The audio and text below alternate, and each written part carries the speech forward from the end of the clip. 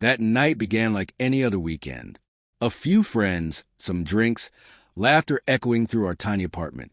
My husband, Ryan, had invited his best friend, Mark, over to celebrate his promotion. I had known Mark for years. He was witty, charming, and had a way of turning even the dullest night into something memorable. I liked having him around. He made Ryan happy, and over time, I had come to think of him as family. I had no idea that one careless joke, one thoughtless sentence, would shatter everything I had built with the man I loved. It started after dinner, the three of us sitting in the living room, joking around. Ryan got up to take a work call, leaving Mark and me alone. We teased each other about old gym stories and Ryan's endless fitness bragging. I laughed and said, "Please, Mark probably knows my body better than Ryan does. He's been my gym partner for months." It was a joke.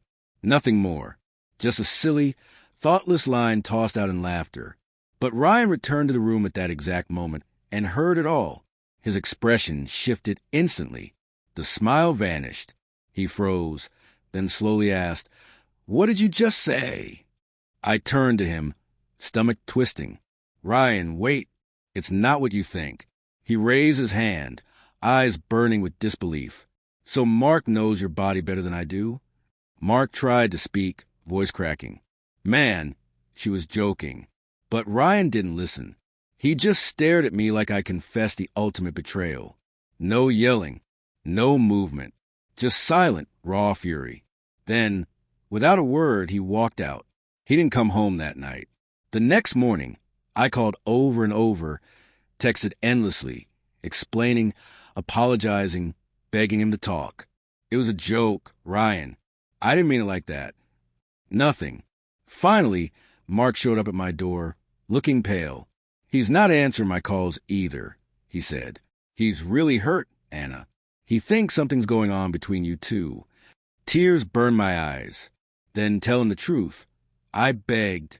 "I did," Mark said softly, "but I think it made it worse."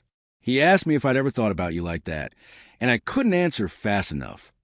My heart sank. "What do you mean?" Mark looked down. I didn't mean to hesitate, but he saw it. "I guess I've thought about you once or twice. You're easy to like." I couldn't breathe. "Oh my God, Mark." He sighed. "I'm sorry, but it's out now. He thinks we've been lying to him." That evening, Ryan finally texted me. Just one line. "Don't bother explaining. I've heard enough." Desperate to fix things, I drove to the friend's place where he was staying. He opened the door, but didn't invite me in. His eyes were red and tired, like he hadn't slept a wink. "Ryan, please," I whispered. "You know I'd never cheat on you." He crossed his arms. "Do I? You said he knows your body better than I do." You laughed. You said it like you meant it. I was joking. I cried. I wasn't thinking. "That's the problem," he said coldly. "You don't think about what hurts me. You humiliated me in front of my best friend." I reached for his hand, but he pulled away. "You don't understand what it felt like to hear that from the woman I love.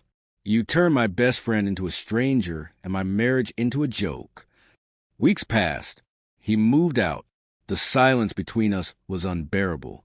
I tried counseling, letters, anything I could think of, but nothing changed. Every time I saw him, I could see that one sentence replaying in his head, a loop of pain I couldn't undo. Then one day, Mark came by to return something of Ryan's. He looked drained. "He's done, Anna," he said quietly. Not angry anymore, just empty. That night, I sat alone in our bedroom, surrounded by memories of life I had carelessly cracked with a single line. The bed where we used to laugh felt colder than ever. I thought about how fragile trust really is. You can spend years building it and lose it in a single careless moment. Months later, I ran into Ryan at a coffee shop. He was with someone else. Smiling again, my heart pounded as I approached. "Hey," I said softly. He looked up, polite but distant. "Hi." "I never meant to hurt you," I said, tears threatening to spill. He nodded. "I know, but sometimes not meaning to doesn't undo the damage."